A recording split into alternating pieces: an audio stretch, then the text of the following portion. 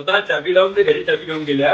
तर तुमची प्रॉपर्टी नाही, ते प्रॉपर्टी त्यांची आहे, ते काही जबाबदारी असून त्यांची प्रॉपर्टी आहे. आमच्या पुढे चाबी लावून घेऊन गेले. लोकांना म्हटलं तरी सर दोनदा नेहमी ठोकून ते दार आपटून चाबी लागते. 4 वेळा दार आपटलं. आता दार तुटून जात होतं सर.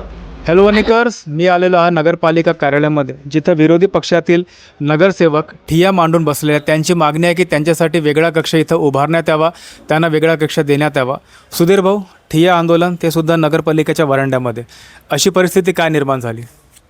आम्ही जेव्हा निवडून आलो त्यावेळी आम्ही 11 ते 12 लोकांनी सह्यानिशी पत्र शिवसाहेबांना आणि अध्यक्ष मॅडमला आम्ही दिलं होतं की आम्ही विरोधी पक्षातले नगरसेवक आहोत, आम्हाला बसण्याचं एक दालन देण्यात यावे, कारण जेणेकरून आमच्या प्रभागातले जे नागरिक नगरपरिषदेची समस्या घेऊन येतात ते आम्ही कुठं आहो हे आम्हाला पुन्हा शोधत असतात.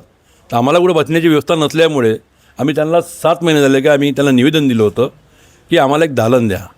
त्याच्यानंतर जयंता सोनटक्के जे उपमुख्याधिकारी आहे हे जेव्हा रिटायर झाले त्यावेळी आम्ही दुसरं पत्र दिलं का साहेब ते जे कॅबिन आहे ते आम्हाला द्या. पण ते यांनी हो म्हटलं आणि वेळेवर त्यांनी रातच्या रातून त्यांनी ते बोर्ड लावून त्या कॅबिनवर सत्ताधाऱ्यांनी कब्जा केला. आम्हाला त्याचाही विरोध नाही आहे, आम्ही आमच्या हक्कासाठी लढत आहोत. आम्हाला जर पुढील 8 दिवसात जर यांनी आम्हाला कुठं बसण्याची व्यवस्था करून नाही दिली तर आम्ही नगरपरिषदेच्या पुढील जे पटांगण आहे त्या पटांगणामध्ये ऊन असो की पाणी असो आम्ही तिथं बसणार. कारण की लाज यांना यायला पाहिजे, शरम यांना यायला पाहिजे. सत्ता यांच्याजवळ आहे आणि आम्ही विरोधक आहोत, काय आम्ही काही त्यांचे दुश्मन नाही आहोत. आमच्या प्रभागात जनता असतात, ते लोक आमच्या प्रभागातले लोक इथं जेव्हा येतात त्यांना बसण्याचं कुठे ठिकाण नसतात, ते वन उन्हात कुठे फिरत असतात. त्याच्यासाठी आम्ही त्यांना कॅबिन मागितली. स्वतः CEO साहेब इथं आले, ते आश्वासन देत आहे की 8 दिवसामध्ये तोडगा काढणार आहे ते लोक.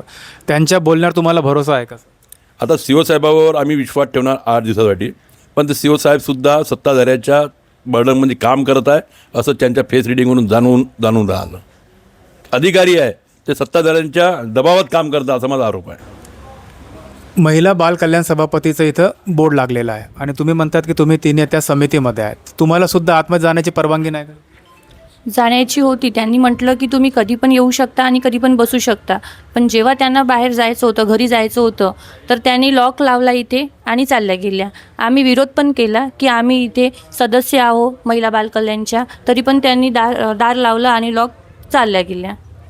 तर ते स्वतःची रूम असल्यासारखे तुम्हाला असं वाटलं का तुम्हाला? हां, आम्हाला तसंच वाटलं की ते अशा आम्हाला सांगत आहे की ही माझी रूम आहे, माझं कॅबिन आहे, असं जाणवलं आम्हाला त्यावेळी. लोकशाही व्यवस्थेत सत्ताधारी आणि विरोधक हे 2 मजबूत पाये प्रशासन चालवण्यासाठी असतात. पण प्रशासन फक्त सत्ताधाऱ्यांना घेऊन चालत आहे. आम्ही जे काही विरोधी नगरसेवक 11 नगरसेवक, संख्या काही कमी नाही आहे, पण नगरसेवकांना कुठंतरी विरोधी पक्षाच्या नगरसेवकांना इथं कुठंतरी आलेच नाही पाहिजे किंवा लोकांच्या नागरिकांच्या समस्या आपल्यापर्यंत आल्या नाही पाहिजे अशा हिशोबानं यांचा एक प्रयत्न आहे.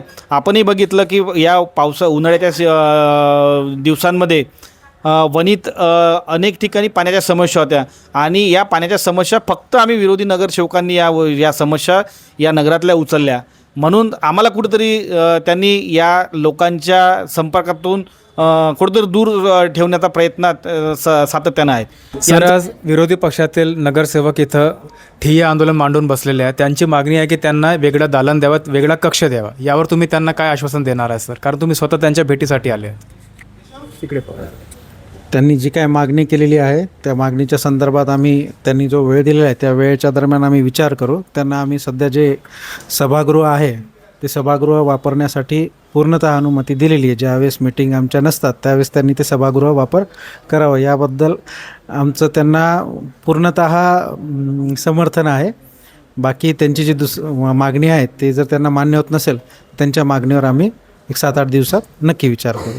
त्यांचं म्हणणं की मागील 6 महिन्यापासून ते म्हणतात की आम्हाला वेगळा कक्ष द्या. आत्तापर्यंत सर कक्ष का बरं निर्माण नाही झाला सर? आता आपली एकंदरीत नगरपालिकेचं पूर्ण पाहिलं तर आतापर्यंत विरोधी पक्षासाठी कोणतंही सेपरेट कॅबिन नव्हतं, त्याच्यामुळं आतापर्यंत अशी व्यवस्था कधीच झालेली नाही. आपल्या बिल्डिंगमध्ये जागेची कमतरता आहे, त्यामुळे आपण सध्या त्यांना देऊ शकत नाही. तरी आता त्यांनी जी मागणी केलेली त्या संदर्भात विचार करण्यात येईल.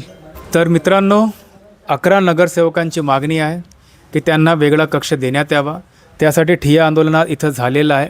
8 दिवसानंतर CEO साहेबांच्या आश्वासनानंतर काय परिस्थिती होते ते सुद्धा आपण बघणार आहोत.